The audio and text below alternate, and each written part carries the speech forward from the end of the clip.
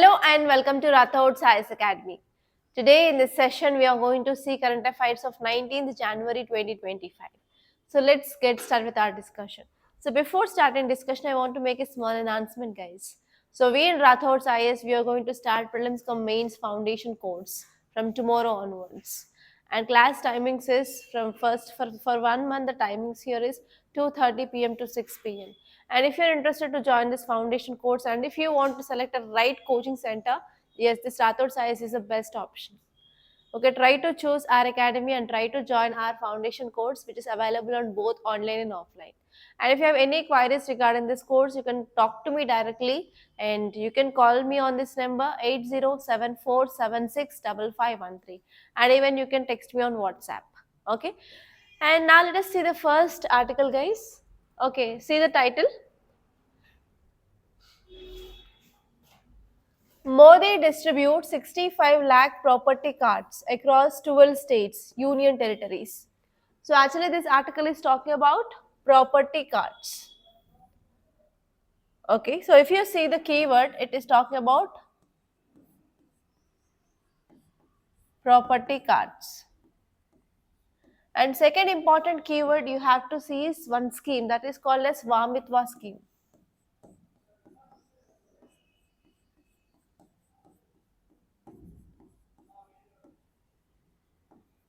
So this article is talking about something regarding to property, right?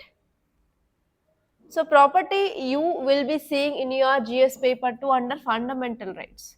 Under GS paper 2 fundamental rights, you will be seeing about this right to property.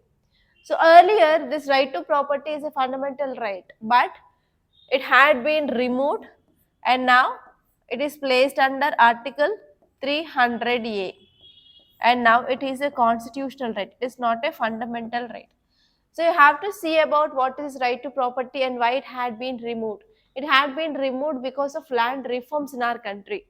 And you have to see which amendment act removed that and which article talks about this fundamental right earlier and which article talks about this right to property now.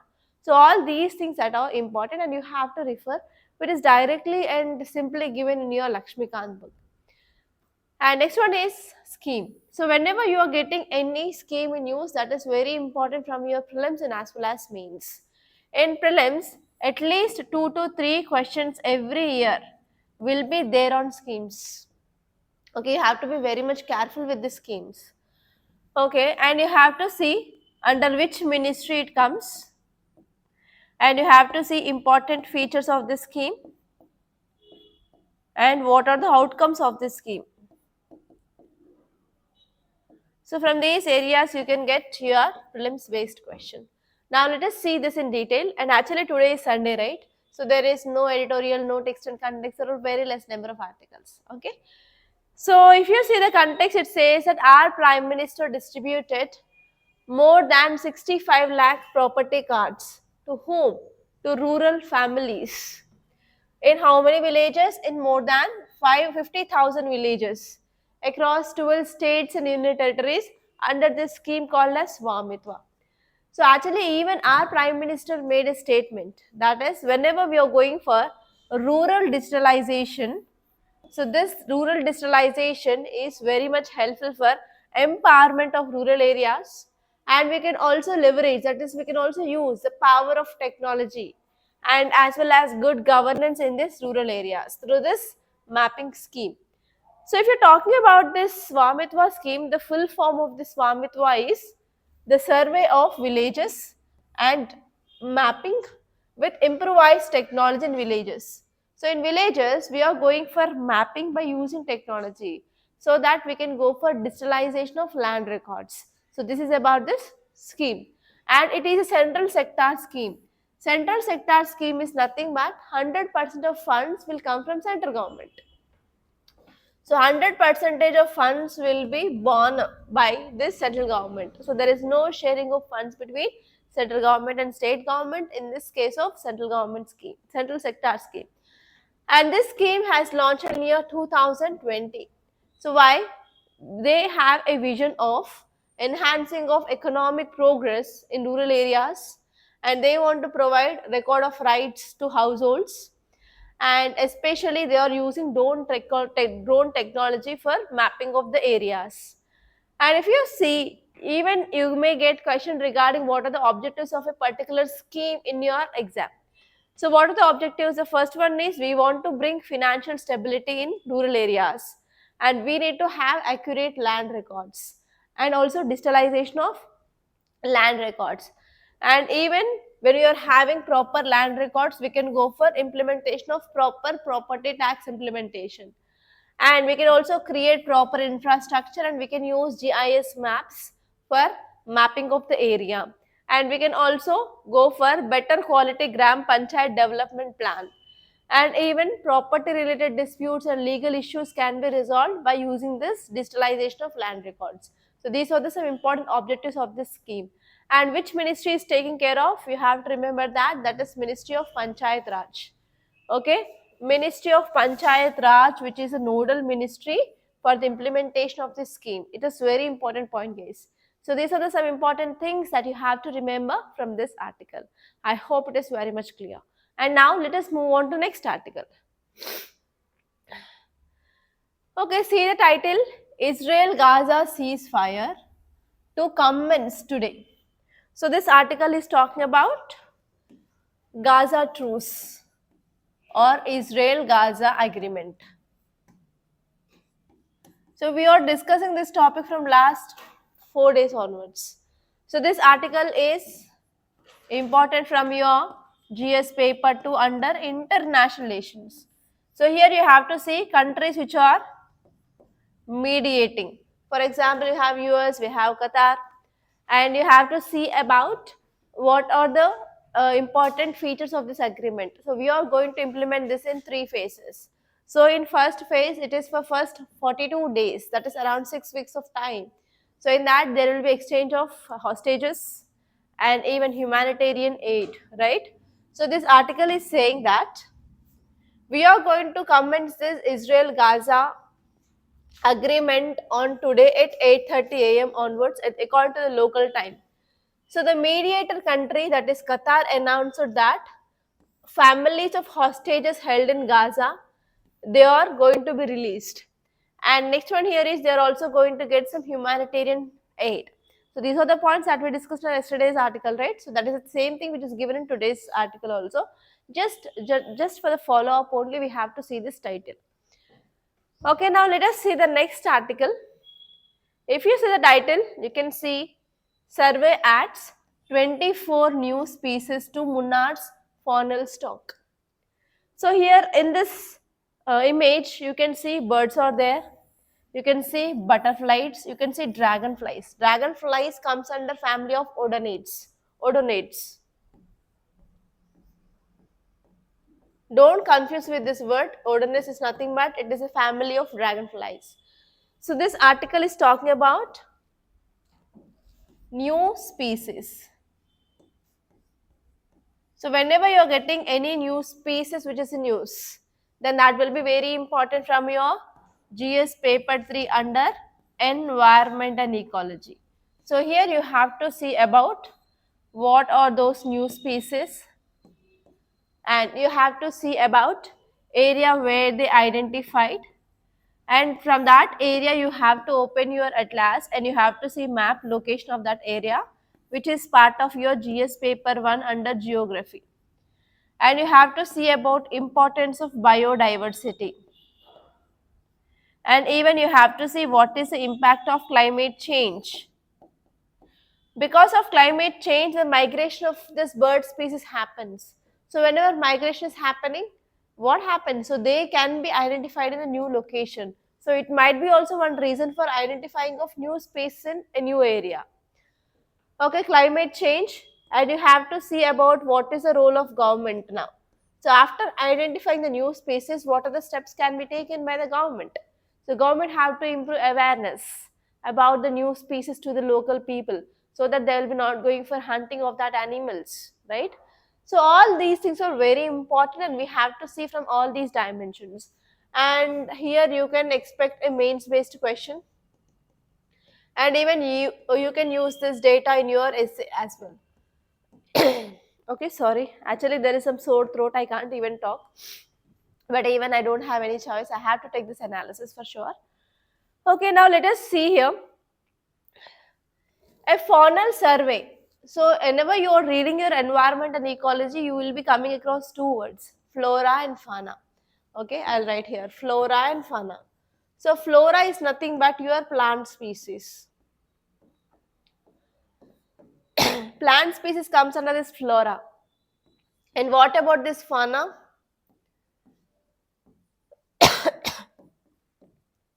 Fauna is nothing but your animal species. So here they are talking about faunal survey. That means you are surveying animals, birds, etc. And they found around 24 new species of birds, butterflies and odonates. That is nothing but your dragonflies in this checklist. So if you see some key important points here, the first one is, yes, we can understand that biodiversity is an indicator of ecosystem. If you are seeing that there is a huge number of dragonflies in that region, then we can understand that that area is free from pollutants. That is, air pollution is very less. So in this way, if you are identifying this new 24 kind of species, we can understand ecological richness of this area. And next one is we can identify diverse range of species. That means it is serving as a vital indicator of ecosystem health. And even this article is highlighting that we need to take more conservation efforts so that we can address this problem of eliminating or extinction of animals. And next important point you have to see is importance of bird species monitoring. So especially this survey says that there is increasing of number of bird species also which happened in this region. That means these birds are also key indicator of environmental quality.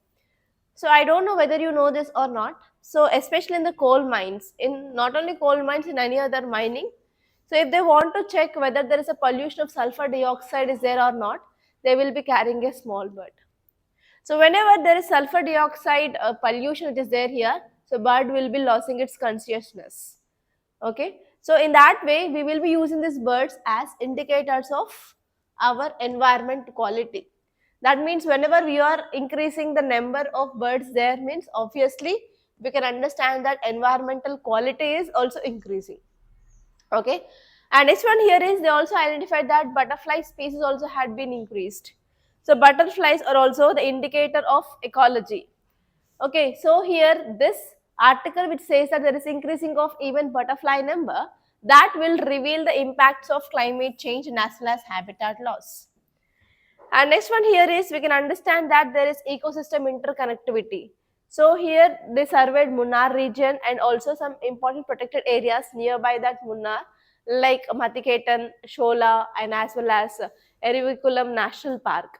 So they understood that there is interconnectedness of ecosystem. That means if there is any change in one ecosystem is happening in the nearby, that will be having impact on another ecosystem which is present nearby. So here this article is saying that especially the exchange of species which is happening between these ecosystems, so that when we want to enhance the genetic diversity, we have to go for protecting of even the nearby surrounding ecosystem as well, because everything is interconnected. And next one is this article is also saying that there is some impact of climate change on species distribution. So whenever climate change is happening, if that environment is not suitable for the animals, then what happens? They will start migrate to another area. So where they will migrate till they get a good environment to live. And even if they are not having that much adaptability to that new environment, they will try to adapt to that environment, but it will take some time. But even though here this article is saying that there is also impact of climate change on the distribution of species. So this might be also one important reason that led to increasing of species count in this region. And here this article is saying that yes, finally we understood that there is increasing of bird species, butterfly species, odonate species. Now it is a time for the government to improve awareness about the species. Okay, we need to take some cooperative efforts and we have to go for comprehensive data collection, improved conservation strategies so that we can protect this Munnar's ecological treasures. So these are the things that which are said in this article. Okay, now let us see the next article. Title says Karnataka sees sharp rise in snake bite cases. deaths in 2024. Okay, so this article is talking about snake bites in India. Yeah. That is not on record. So recently, Tamil Nadu state government announced this as notified disease. So in month of around November and December 2024, we discussed this topic that Tamil Nadu government notified this snake bite as a notified disease. So because of this is the news. And now again, Karnataka government announced this as a notified disease now. That means you can understand that there is increasing of snake bites in southern states. There is increasing of snake bites in southern states. And southern states like Karnataka and Tamil Nadu, they declared the snake bites as a notified disease. Because of this was in news. Okay, so here you have to see about venomous snakes. So in snakes, we have different types of snakes. In your plus 2, if you are from biology background or BPC background, you might be knowing about the snakes. And there are different characteristics through which we can differentiate whether that snake is a non-venomous or venomous. So if it is non-venomous, if after biting, so we will be having more than 2 spots. But it is venomous, we will be having only 2 spots, which is there at the site of the bite. And if you see the tail of a snake, whenever it is sharp tail, then that is non-venomous. And if you are having a blunt tail, it is called as a venomous snake. So like that, based on the head structure, based on the eye structure, based on the number of spots after biting, based on this tail, everything we can identify whether it is a venomous or non-venomous after seeing that snake physically. Okay, and okay, let me write here. So snakes will be 2 types, venomous and non-venomous. So non-venomous means even if they bite, there will be no danger to the life of the people. So we are not having any concern with the snakes, but all the concerns is about venomous snakes. So in this, venom is nothing but the poison, right? So here, based on the body part which is acting, or based on the system of the body which is acting, again we will be dividing into 2 types. First one is hemotoxic. Next one is neurotoxic. First one is hemotoxic, next one is neurotoxic. So hemotoxic is nothing but, so after biting of this venomous snake, it will be affecting our blood system, especially cardiac system will be getting affected. So heartbeat will be suddenly increased, or heart pulse will be decreased, or suddenly stopping of heartbeat. Everything happens with this kind of venom. But this neurotoxic, which will be acting on your brain and spinal cord and nerves. Okay, so in this way, here we have 2 types of venomous snakes based on their venom, like hemotoxic and neurotoxic. And do you know this cobra? Cobra, right? Cobra, it is hemotoxic. And like that, different types of snakes we can be classified based on the hemotoxic or neurotoxic. And one more thing is, after whenever you are getting a bite with the snake, so you can take some steps, immediate steps. So if you are taking immediate steps, there will be chances of recovery will be there for sure. But if you are not taking any immediate steps, then what happens? There will be the very fast spread of this venom in your body happens, and within a very short period of time, it may also cause immediate death based on the amount of poison that enter into your body. Okay, so that is the thing.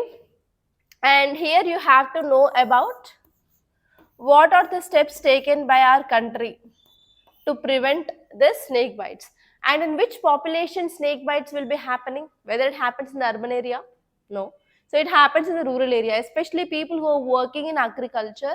They are very vulnerable to have this snake bites, because as you all know that in farms we have the snakes, and even in the tribal areas, right? So tribal areas means nothing but the people who are living in the forest areas, so they will also like very much vulnerable to the snake bites. So the 2 important group of people where they are having the vulnerability is agriculture workers, and second one is tribal people. Okay, so here you have to see about what are the steps can be taken by the government of India. And you have to see about what is this notified disease. What are the advantages of declaring the snake bite as a notified disease? So these are the two important areas that you have to focus on. So now let us see this article. So in 2024, Karnataka witnessed increasing of snake bite cases and fatalities. Fatalities is nothing but deaths related to the snake bites. And it had been raised. So around 13,000 cases had been identified. Out of this, 101 people died. And earlier in this last year, just 2023, there were 7,000 cases and 19 deaths. Suddenly, there is very much increasing of number of deaths. Okay, so this article is saying that there is increased visibility of snake bite cases. So we need to have accurate data collection. Okay, data collection is very important. So why there is a huge difference between 2023 and 2024? There might not be the proper data collection 2023. So this is the one important reason which mainly proposed. And next one here is we need to have better monitoring process and better surveillance of the snake bites. And you need to collect the data like which snake is more, or like which snake bites are more, whether it is hemotoxic or neurotoxic. And we have to see, especially if you're having the snake bites, so after the snake bites, that immediately the patient will be shifted to government hospitals. At that time, antivenom is very important. We have to see whether this antivenom is present in this hospitals or not. Especially we have to identify the areas where there is increased snake bite, and in that area hospitals we have to ensure that antivenom is present. And next one here is especially rural areas and tribal communities, they are very much vulnerable to this, because those are the people who are working very much near to this snake lying areas. And especially those people, they do not have even proper access to medical facilities and as well as snake bite treatments. So that here we need to make proper targeted interventions so that we can prevent the deaths and as well as we can improve health outcomes. So actually, I don't know whether you know this or not, especially tribal people, if they are having the snake bites, they will be taking some herbs and they will be applying that juice of that herbs. But it will be not much effective. So even though Ayurvedic have its own significance, but in this time, in this severe cases, if we are having a bite with venomous snake, we have to give anti-venom. So that what happen, antigen antibody complex will be formed and that will be eliminated from the body. So because of this Ayurvedic thing, so it may not be efficient, and because of this there is increased fatalities in this tribal people which is happening. So here we need to make them aware about this antivenoms and medical facilities, and even government need to take some steps for decreasing of snake bites. And even we need to focus on awareness campaigns as well, and we need to make our health system preparedness, especially we need to have trained healthcare professionals. So even after seeing that snake, so actually I had an experience whenever I'm doing my internship. So there was a snake bite case, and that person, he also bought that snake in one cover, one bag, one plastic bag. So here we need to train our medical professionals that after seeing that snake, they have to identify which snake is that and which kind of venom, so that the treatment will be not delayed. So even if there is a 5 minutes of delay in the treatment, that will leads to the fatality. So we have to train our professionals, especially who are dealing with the snake bite in that region, such a way that just by saying that snake, they have to identify which snake is that, which venom we have to give, like that. And even we have to take long term public health strategy, so that we can go for education outreach, and as well as we can make the people aware like what are the steps they have to take and how they can avoid this snake bites, prevention, everything. And they have to know like how they can address this root causes of the snake bites and habitat destruction, how it is impacting this, and what are the agricultural practices that we have to prevent so that we can decrease snake bites. Everything we have to make aware for the people. And if you're talking about this snake bite envenoming, so it is a life-threatening medical condition which mainly caused by venomous snake bites, especially rural and snake endemic regions. It is one of the health concerns, especially in the tribal areas and as well as rural areas. And it also poses a risk to vulnerable population. So who are the vulnerable population? Agriculture workers, children, and who are living in this tropical and subtropical region. And if you go to temperate region, we can't see the snakes because they will be crawling on the ground, right? So how they can crawl in a very cold temperature? They can't. So they will be present in the tropical and subtropical regions. Okay, and if you go to Himalayan regions, we can't see the snakes. And the snake antivenoms are very much effective treatments. We have to make them available in each and every center where it is where this high number of cases had been recorded. And even WHO also recognized the snake bite as a global public health issue, and also launched a strategy called as reduce snake bite induced deaths and disabilities worldwide. And India is having a target of 2030. So by this 2030, we have to reduce at least 50 percentage of the snake bite cases. Okay, so it is one of the important point that you have to make a note. So even WHO is trying a lot, and even government of India is also trying a lot. And if you see, whenever we are declaring any disease or anything which has notified disease, we are having advantages. So what are the advantages? The first one is government can improve collection of data, and government can improve infrastructure. Government can also have the efficient distribution of anti-snake venom. Okay, so if we declare that as a like snake bite as a notified disease, so these are the advantages. And next one is we can also focus on better prevention strategies so that we can reduce our mortality rates, and we can also enhance our treatment plans. Okay, so that is the thing. And if you see the next article, so if you see this image, so these people, if you see this back people, so those are the people who belongs to Singapore. So as you all know that, so India and Singapore, they are going to have some deals. And yesterday and day before yesterday article, we discussed about India and Singapore deals, right? So here Singapore president, he visited Konark Sun Temple.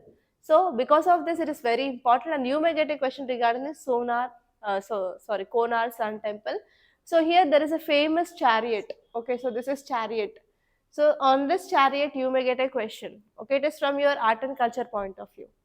So if you see here Konark Sun Temple, it is located in the coastline of Odisha in Puri district, and it is also called as Surya Devalaya because it is Sun Temple, and it is dedicated to Hindu god, that is Surya or Lord Sun. And actually there is evidences that Narsimha one from this Eastern Ganga dynasty built this temple, and was also designated as UNESCO's World Heritage Site as well. And if you see some important features, it is a classic example of Odisha style of temple architecture. So this Odisha style of temple architecture is also called as Kalinga architecture. Okay, yeah. And if you see here, one important point you have to remember. So yeah. So actually this temple oriented towards east, so that whatever the first rays of sunrise is there, that will be striking the main entrance directly. So this is the one specialty of this Konark Sun Temple. And next important point here is it is also called as Black Pagoda because it is built from condylite rocks which are very dark in color. So because of this, it is also called as Black Pagoda. Okay, and this temple remains a site of contemporary worship for Hindus, and especially they will do Chandrabhaga festival every year. That will be normal in the month of February. Okay, in month of February again you will be getting this Konark Sun Temple is in use. Okay, and now let us see the next article. India European Union expected to make progress on FTA talks in 2025. So we are seeing this article from last 2 years onwards. It is not at all a new article. But here you have to focus on a key word, that is free trade agreement, FTA. So FTA is free trade agreement, and you will be reading this in your economy, which comes under your GS paper 3. So free trade agreement is nothing but we are focusing on ensuring of free and fair trade. That means there should be no barriers, no quota system, or no duties, no taxes, everything. Okay, so whenever any country, okay, so normally it is bilateral agreement. That means it is between two countries. So whenever two countries they are signing this agreement, then they can ensure movement of goods and services between those two countries without any barriers. So whenever India is coming up with this kind of agreements, we will be having some advantages. So what are those advantages? We can have access to international markets. We can have access to international markets. Next one is we can increase our exports. and we can increase our forex reserves, and we can increase our domestic production, we can increase our economic activities, we can increase employment opportunities, maintain healthy, okay, so we can maintain proper prices. So like that we have multiple advantages of this FTA. So if you see advantages, it is done. Okay. And if you see the next article, here you can see one long article in your FAQ page. So it is it is saying that why are fertility levels declining in India? Especially one global study is saying that southern states, especially in southern states of India, there is decreasing of TFR. TFR is nothing but total fertility rate. What is total fertility rate? It is nothing but, so how many number of children will be given birth by a woman in a reproductive age, that is called as TFR. So here there is decreasing of TFR. Normally, if you see TFR in India, during 1950s, it is 6.18. That means every woman, she used to give birth to 6 to 7. Even my grandmother, great grandmother family is very big. They had even 10 or 11 kids. But now for me, we have only 2 kids. That means from generation to generation, this TFR is decreasing. And if you see the TFR in India at present is 1.9 in southern states. That means even less than 2. That means every couple they are going for only single children. So this is one problem. So what is the global average? It is around 2.1. At least 2 children there should be there, but it is even less compared to that of global average in southern states. So this is one important point. And here they gave the reason why there is decreasing of TFR. So first one is government came up with this birth controlling or family planning scheme. So this is the one important reason. And next one is increasing of female literacy. So whenever there is increasing of female literacy, women will be getting empowered, and even increasing of women participation labor force. And next one here is, yeah, so there is changing of societal attitude towards marriage and reproduction. So society's attitude is changed towards marriage and reproduction. Earlier, if you go back to 10 years or 20 years ago, so marriage used to be done by years 18 to 20, but now even if you're getting 28 also, women, they are not ready to getting married. So they are saying that I didn't aspire my goal. Okay, so because of this reason. And next one is there is increasing of exercising of choice of women. It is also one important reason. And next one is because of increasing of divorce rate. Okay, because of increasing of divorce rate, and even increasing of number of young men and women, they are opting to go abroad. So even they are not liking to marry people who are in India, they want NRIs. So this is also one important reason. That is migration is also one important reason for decreasing of TFR. Okay, so these are the things which are said in this article. So what happens because of this decreasing of TFR? There will be increasing of old age people. And what happens? There is decreasing of demographic dividend. And next one is there is increasing of demand for healthcare and as well as social security measures. And even there is increasing of burden on government. So all these are the things which will be the impact of TFR, decreasing of TFR. That is the thing that you have to see. And there is one interesting article in your science and technology page. Red meat consumption increases risk of dementia. So dementia is nothing but it is a syndrome. It is a group of diseases like memory loss. You will be having a brain degeneration, etc. So red meat is nothing but your mutton. So whenever you are eating more amount of red meat, that will leads to Alzheimer disease. That is the thing which mainly said. And not only dementia, but even cardiovascular disease risk is increasing, and type 2 diabetes mellitus will be also increasing. So that try to consume less amount of red meat and as well as processed meat. So try to consume white meat, that is nothing but your chicken, eggs, like that, for your proteins. Okay, so this is the thing which mainly said here. So it is scientifically proved. So these are some important articles that appeared in our today's Hindi newspaper. I want to remind you once again that we are going to start new batch for prelims cum mains foundation from tomorrow onwards. So try to book your slot and try to resolve your doubts as soon as possible. Okay, that's all, guys. And if you want to talk to me directly, you can call on this number 8074765513. And even you can text me on WhatsApp if I am not attending your call, because I have interviews today. Thank you so much, guys, for watching, and please do subscribe to Rathod Science Academy. Don't forget, and like and share this class to your friends.